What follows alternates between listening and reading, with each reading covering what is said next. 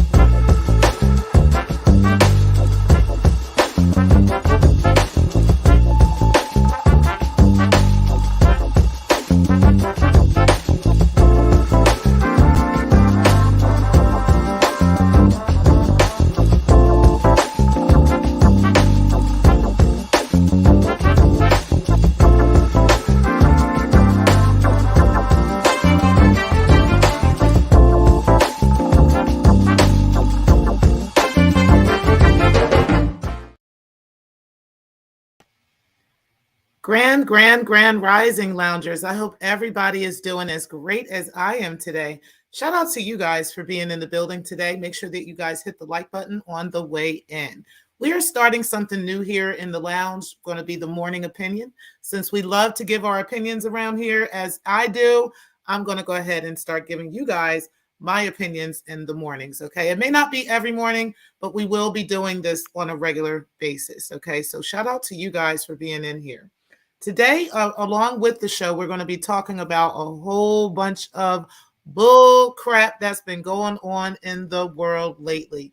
But shout out to Storm Monroe. He did an excellent job on an actual conversation that he had with R. Kelly directly in regards to Tasha K. Okay, so we're going to get into that. We're also going to get into Takeoff's killer, Patrick Clark, being released. And we're going to get into this El Chapo Mexico Gone Wild stuff that was going on the other day in Mexico, yesterday in Mexico. Okay, so we're going to talk about these things, along with we're going to be doing something new, which is called mindfulness moment. So we're just going to get a moment where we'll just kind of give ourselves, you know, a pep talk or a conversation early in the morning and just talk about something positive. Okay, so we're going to do that every single day, or at least every single time that we do the morning opinions. Okay, so shout out to you guys for always tuning in and coming in and talking about some things. And then today we're also going to talk about fentanyl addiction. Okay, just briefly about that after we talk about this Mexican cartel thing. Okay, so going to give you guys a quick timer so that we can get right into the show. Make sure that you guys grab whatever that you need so that you can get comfortable, and we'll get right into it.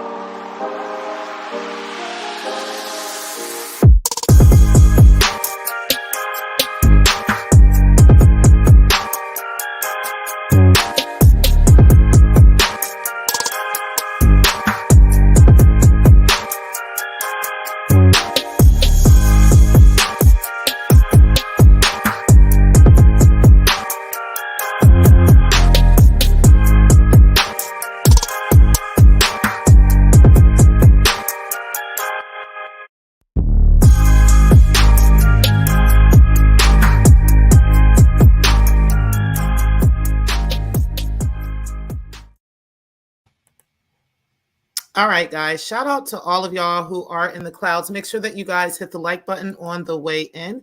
I'm not going to be live very long because I see that Eyes Nation TV will be coming on soon. So I do want you guys to go over and check her out. She's always got a fire show going on. So make sure that you guys subscribe to Eyes Nation TV. All right, guys, let's get right into the nonsense for today, okay? Because it seems like there's a whole lot going on. I really don't kind of want to talk about this yet.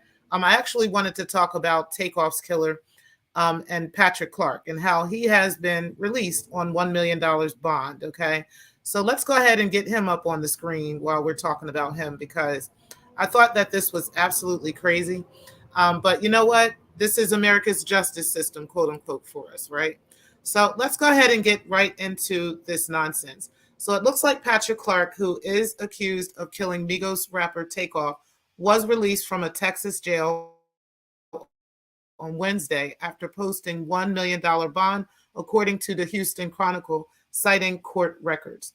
Now, Clark, who is 33, was arrested and jailed on December 1st in connection with the fatal shooting of the rapper, whose name is Kershnick Kari Bell, which took place at a gathering in Houston where a dispute over a dice game erupted into violence. Takeoff was not involved in the game or the dispute, according to Houston police. He was an innocent bystander, quote unquote. However, warrants suggest that Quavo, which is Takeoff's uncle and bandmate.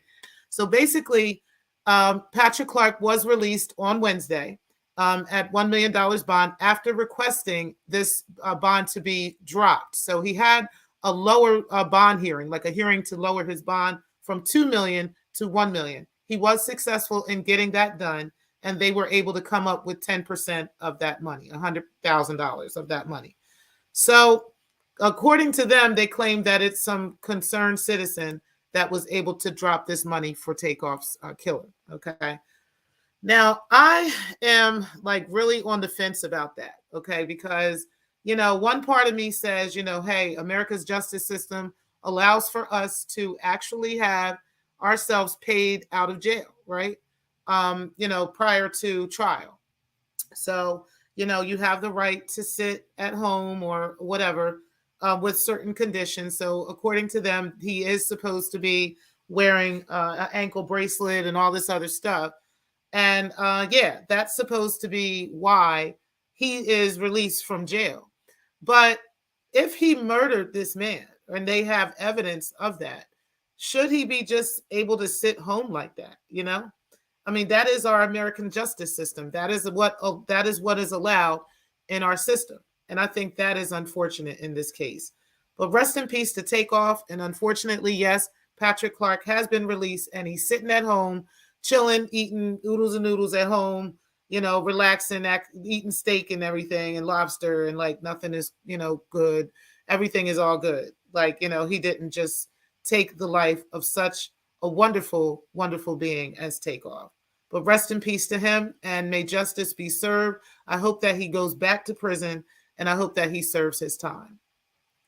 So let's end up going into our a moment of actually I wanted to do a quick moment where we talk about ourselves and kind of talk about our health and taking care of ourselves. Okay. And I wanted to kind of talk about that real quick while we get into this. So bear with me just a moment.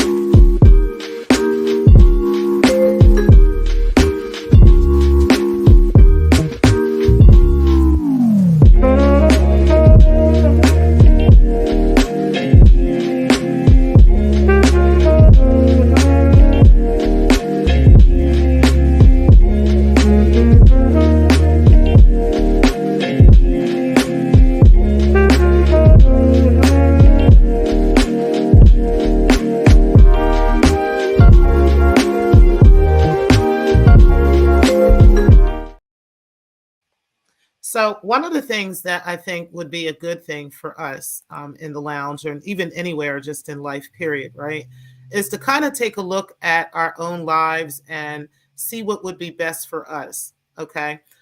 One of the things that I do often, I think, and I do a little bit too much of, is I overload myself with things, right? Like I'm often find myself like I, finding myself too busy to do things, and and saying, well, there's only 24 hours in a day, and half of that I need sleep for, right? So, you know, are we overloading ourselves too much? And what can we do to stop that? One of the things that I've learned to do is to say no.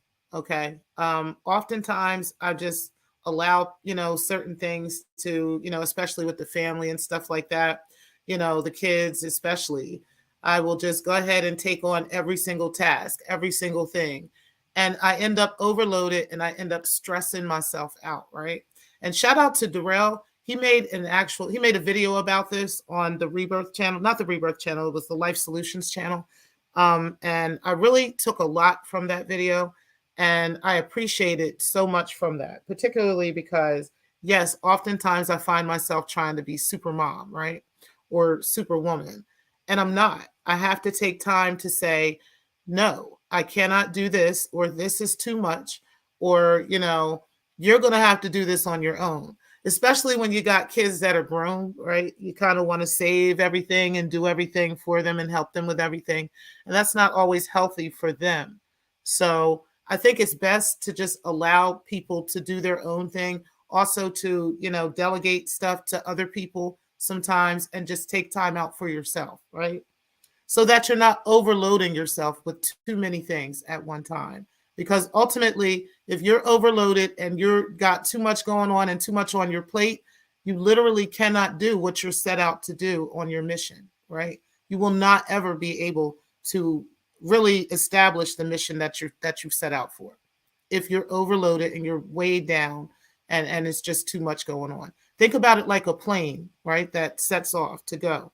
If there's too much baggage and too much luggage on that plane, if there's too many people on that plane, if there's just too much weight on that plane is going to go down. It's not going to stay up. It's not going to be able to accomplish the flight that it's looking to accomplish. Okay. So think of yourself that way, and, slowly but surely start picking off and choosing, what things are good and what things are not for your mental health. And always take the time to do those kinds of things.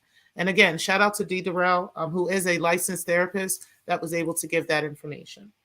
Now, let's go ahead and get into this Mexican El Chapo situation going wild up in Mexico yesterday, because I thought that was wild, y'all. Now, apparently there was planes being shot at, all types of gunmen running down up on airports and all kinds of crazy stuff. And I didn't know what was going on. I thought this was a movie, to be honest with y'all. Okay. But we're actually going to get into what actually happened.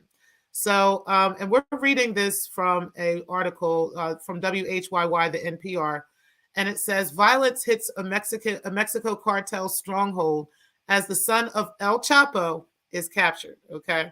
So this is coming from Mexico City. The sun wasn't up yet in Colocan when David Tellez and his family began making their way to the city's airport for a return flight to Mexico after their vacation. But not long after they set out, they encountered the first crude roadblock, an abandoned vehicle obstructing their way. Tellez turned to social media to find out what was going on and saw that Sinaloa's state capital, a stronghold of the cartel by the same name, was filled with roadblocks and gunfire. It would be hours before Mexico's defense secretary would confirm that the military had captured Ovidio Guzman, a son of the notorious former Sinaloa cartel boss Joaquin El Chapo Guzman, on Thursday in a pre-dawn operation north of the city. Just like that, Kalashkan was thrust into a day of terror unlike any of its residents had experienced since October of 2019, the last time authorities tried to capture the young Guzman. And this right here on the screen, guys, is a picture of that moment from 2019. Okay, however, the back picture behind him is a picture of yesterday, okay, over there in Mexico City. All right.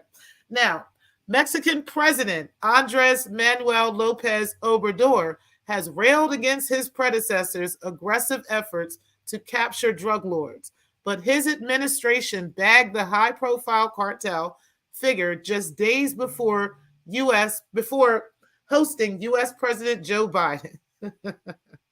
And at least in short-term, locals were paying the quote-unquote price. Guys, we're about to get into this a little bit in a second. Now, we're just reading from this article, okay? And again, this is a fair use, so I'm going to go ahead and put that banner up real quick because, listen, yeah, this is crazy what's going on, but I really think that this is a conversation that needs to be had in light of all the people that have been passing away from fentanyl here, okay, in the U.S., all right? So let's go ahead and talk about this and get back into this conversation. So, it says at least one convoy included a flatbed truck with a mounted gun on the back, the same kind of vehicle that caused chaos and mayhem in 2019 arrests. All entrances to the city were blocked, and similar acts were playing out in other parts of Sinaloa. Reverend Esteban Robles, spokesman for the Roman Catholic Diocese, said that there is an atmosphere of uncertainty and tension, and that those who could were staying inside their homes. A lot of the streets are still blocked by the cars that were burned. The Colocan municipal government warned, don't leave home. The safety of Colocan citizens is the most important. Schools, local government, and many private businesses were closed. Oscar Loza, a human rights activist in Colocan, described the situation as tense with some looting at stores. On the south side of the city where Loza lives, people reported convoys of gunmen moving towards a military base, but Loza said streets around his house were eerily quiet. You don't hear any traffic, he said. Now, Taliz, the first guy we talked about, pressed on trying to get his family back to Mexico City, circumventing several more abandoned vehicles, blocking roads, and eventually making it to the airport.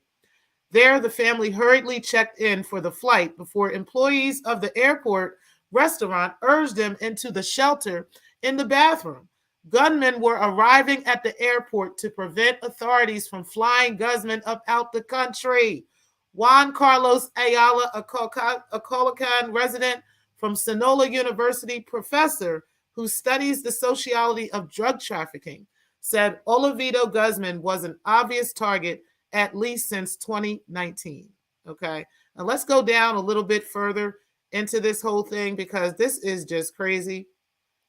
And this is what he says in regards to this. He said Olvido's fate had been decided.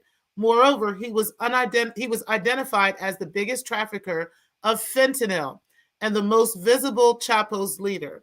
Asked how locals were reacting to the arrest, Ayala said, people are having different views. They think the majority are with them, the Sinaloa cartel.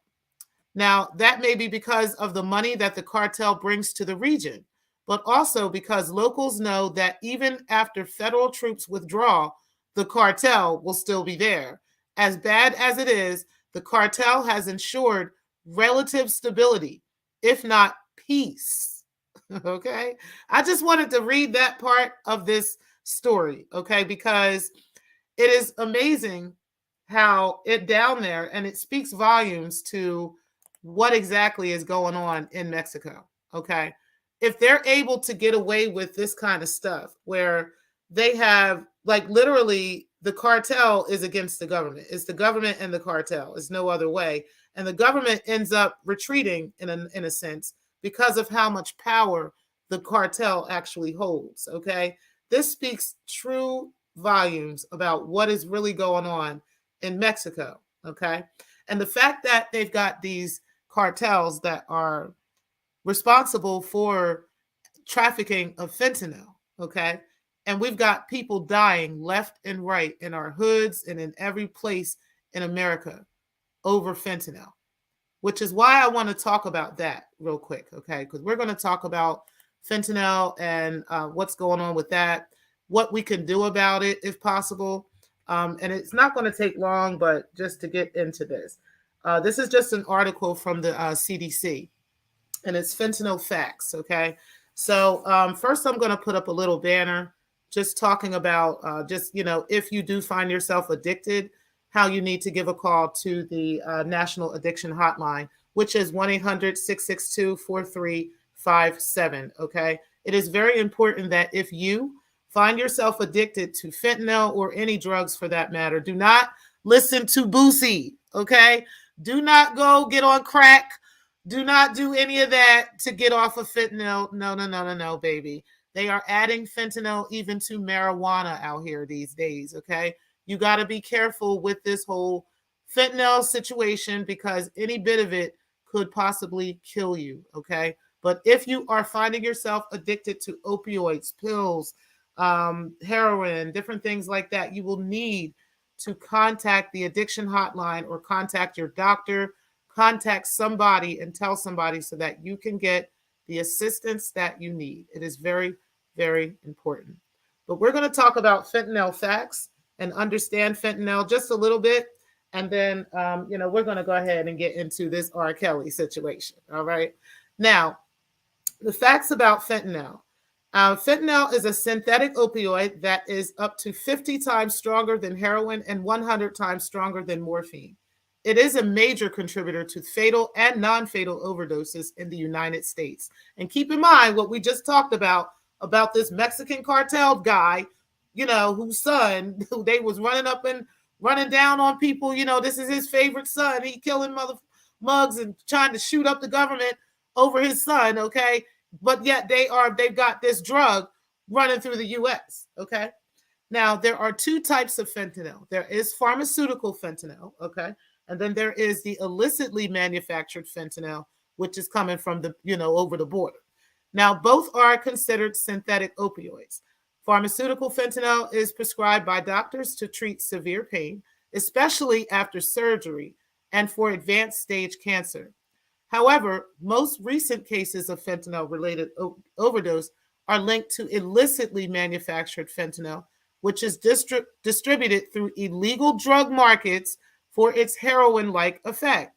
It is often added to other drugs because of its extreme potency, which makes drugs cheaper, more powerful, more addictive, and more dangerous. Okay.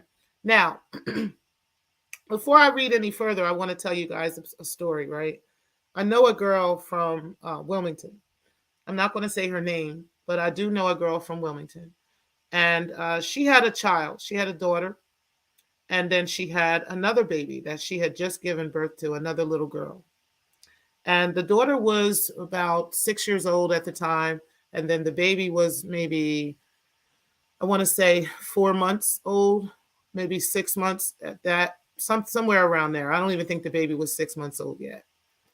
Anyway, they found her in a motel with the baby. And her alleged friends, were with her. And they found her and unresponsive. And they called her father. And I believe they called 911, but they left. And they were not able to save her. She did pass away. And come to find out, she was addicted to Percocets. She was addicted to pills. And that pill that one night that she had taken was laced with fentanyl, and she never recovered. It happens. It happens and she was a beautiful woman. For some reason, I don't know why she had this addiction, but it was an addiction that she had, and she never recovered from it. This was just a couple years ago. Rest easy to her, but someone else now has to raise her daughters, and they don't understand. They'll never understand why their mother is gone, especially the 6-year-old. Well, she's 8 now. Why her mother is gone. And, but, it's really, really sad that that she's not there to raise her own daughters. What's also sad is that her alleged friends left her there just to die. That happened to another young lady I knew too. This was years ago. She's actually related to my family through my marriage. And that happened to her as well. She was out with her alleged friends, and they were taking pills, and She took the wrong pill and she overdosed and she never recovered. Rest in peace and rest easy to her as well. This happens. And if you find yourself addicted to these pills, even if you think you trust the person you're getting it from, even if you're always buying it from them, they may not even know that they have a lace pack at this time, that they've got, or the dose is too high or whatever. They don't know. You think they're testing it? They're not. And they're giving it to you and you're dying. It is being said that Gangsta Boo passed away this way. I don't know yet. We don't know yet. But it's being said that this happened. She had went to a concert with her brother, and when she came home, she sat down on her porch and she never woke up. So it looks like the same thing that's been happening across America to multiple people. And it's not a black or a white thing. It's not a Hispanic thing. It's not a heterosexual thing. And we got to get real about it. We got to get serious about it. And it's amazing that, like they said, Joe Biden is going over to Mexico, right? And he's going to go hang out with the president over there. And they suddenly want to drop down on the Mexican cartel. But yet, who is allowing this to get through our borders, right? Like they claim they have all this heat for, like, they'll jump down on like any blacks or any, black folks trying to come through the border. But they don't have no problem allowing this illicit in a system that's got us down and out. And they're taking these drugs, right? I can at least of it and get some kind of help, hopefully, for those assistance with this. So for anybody who has lost family or anyone who has even suffered from this themselves, rest in peace to your family members and make comfort come to you. And I hope across the border and across, well, not only just across the border, but here too, where we can really get help for this. And somehow, some way that's happen. Let's just keep it real, because there's no way of Mexico. I mean, point of view, it really does. But from this point of view, it's a little bit too much because it's really killing us. All right, guys, I'm going to place you guys on a brief hold. I'm going to play.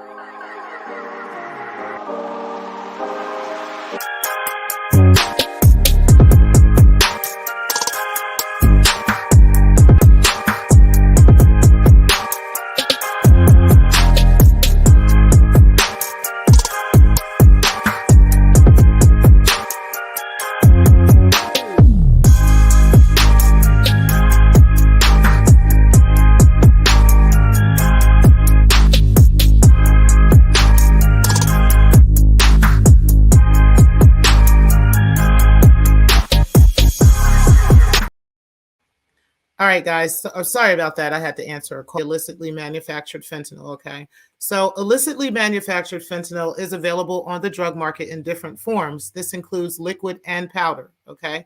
So powdered fentanyl looks like many other drugs, and it is commonly mixed in with drugs like heroin, cocaine, and meth. Okay.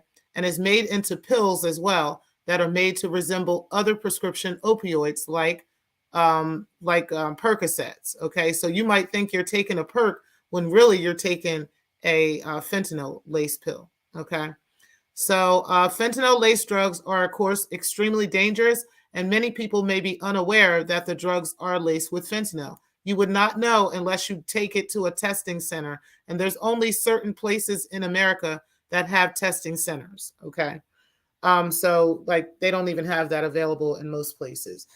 So in its liquid form, IMF can be found in nasal sprays, eye drops, and dropped in paper or small candies. Okay, so keep all of that in mind. Fentanyl and other synthetic opioids are the most common drugs involved in overdose deaths. Even in small doses, it can be deadly. Over 150 people die every day from overdoses related to synthetic opioids like fentanyl. Drugs may contain deadly levels of fentanyl, and you wouldn't be able to see it, taste it, or smell it. It is nearly impossible to tell if drugs have been laced with fentanyl unless you test the drugs with fentanyl test strips. So again, they do have those. Okay. Test strips are inexpensive and typically give results within 5 minutes, which can be the difference between life or death. Even if the test is negative, take caution, as test strips might not detect more potent fentanyl drugs like carfentanil, okay, which is something completely different. And that is also something that these cartels are using, okay? So let's just do some quick signs of overdose and also what you should do if someone is overdosing. Signs of overdose, you want to recognize the signs of opioid overdose, which can in fact save a life. And that would be small, constricted, pinpoint pupils, falling asleep or losing consciousness, slow, weak, or no breathing, choking or gurgling sounds, limp body, cold or clammy skin, discolored skin, especially in the lips or nails. Okay, so like blue skin or anything like that. Okay. And then what to do if you think someone is overdosing. You not, of course, want to call 911 immediately, okay? If you have naloxone, you want to go ahead and administer naloxone. Now, naloxone is a life-saving medication that can reverse the effects of opioid overdose and save lives. It is available in all 50 states and can be purchased from a local pharmacy without a prescription in most states. Now, if you are, now this may be, someone who happen to live in that neighborhood, you might be saving somebody's life in regards to something like this, okay? Most states have laws that do protect are administering naloxone, or if you are calling 911. Also, you want to try to keep the person awake and breathing, okay, as much as you can. You also want to lay the person on their side to prevent them from choking on their throat, okay, or choking on their tongue. Staying, or also on their fluids as well. Stay with the person until emergency assistance arrives, as long as you are able to, okay? And the references that I got from this is Wilson and Carissa M. Smith, and I'll put actually these references in my description box as well. Also, I got this from NCH, National Vital Statistics System, and Bern Marianne Skolov, okay? So I will put a link to all of these in my description box for yourselves. But again, this is really a serious situation that has been going on. And clearly, this is clearly going on with what's going on in Mexico. It surely has to be connected. Okay. And so, yeah, keep that in mind as we are looking after our family. We are not doing these drugs in the first place. Okay. Now, I want to get into this situation with Storm Monroe because this is a big, big deal. Okay. Shout out to Storm Monroe for handling Tasha K the way that he did. At this point, he is sitting here and talking about what happened, a little bit into what he was talking about. Shout out to anyway, Storm Monroe definitely got into this Tasha K's business when R. Kelly called into his show. And he called him and they ended up talking. And R. Kelly basically dropped a few bombs on the situation. He basically said that there was a discipline hearing officer who works with the prison system. And this officer accessed his records, including phone records, phone calls, emails, and everything, 153 times, y'all. Okay. Now, for those of y'all in the back who say people ain't stupid enough to go ahead and access records, that they shouldn't access. Yes, there are people dumb enough to actually do this. Okay.